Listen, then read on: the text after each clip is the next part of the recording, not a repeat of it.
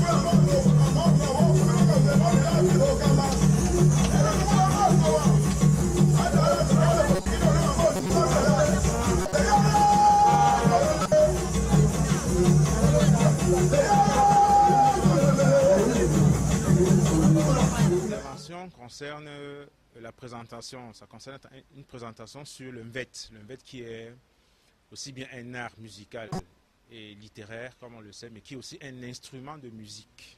Ça fait deux choses quand même différentes. Et je voudrais montrer que l'art oratoire tel qu'il est décliné dans le mvet construit l'identité culturelle du peuple dans lequel cet art-là se développe. C'est le peuple qui est, comme on dit, le peuple paouin. Beti, Boulou et Fang. Donc c'est un peu ce que je vais essayer de présenter dans le cadre de ce colloque-là.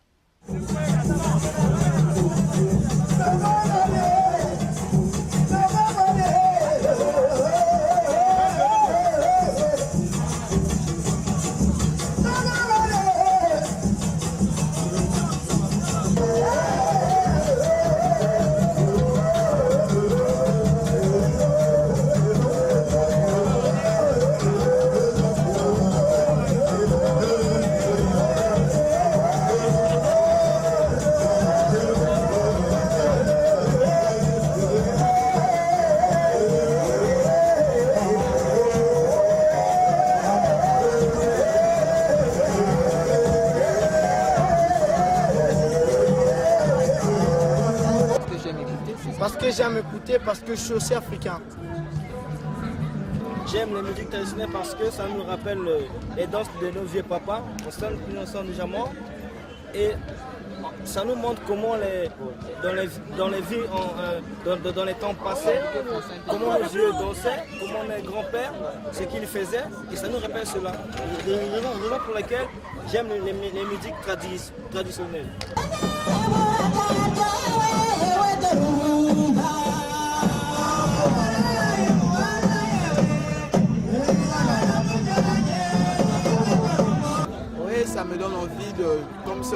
les vacances, donc ça donne envie d'être là pour revoir encore les spectacles de nos ancêtres, comme si c'est le feu de Brazza, les musiques traditionnelles, c'est ça quoi.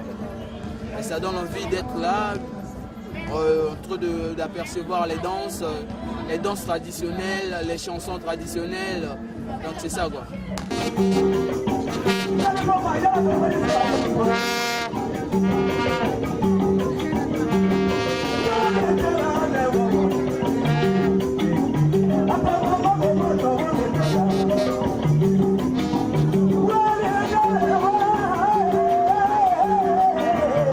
Représente d'abord un festival qui se bat pour essayer de promouvoir les arts traditionnels au Congo.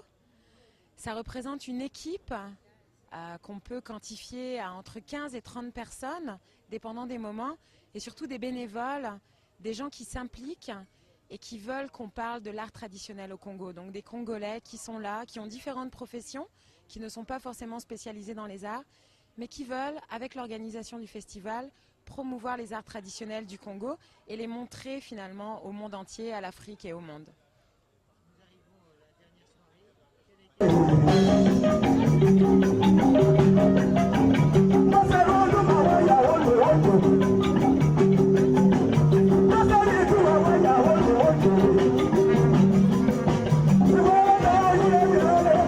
Mais le Congo est un pays qui regorge de talent.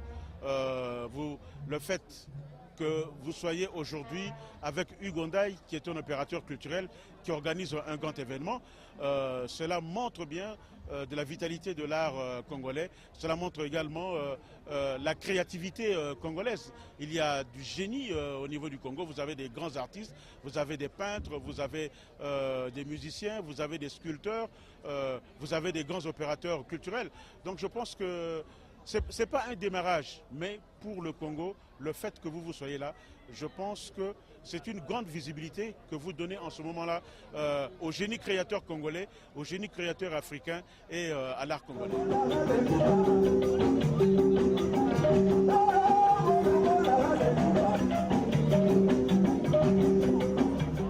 Ce sont ces enfants, ils apprennent à lier, à transmettre la tradition, à transmettre la musique traditionnelle. Est-ce que tout le monde peut en avoir comme attention?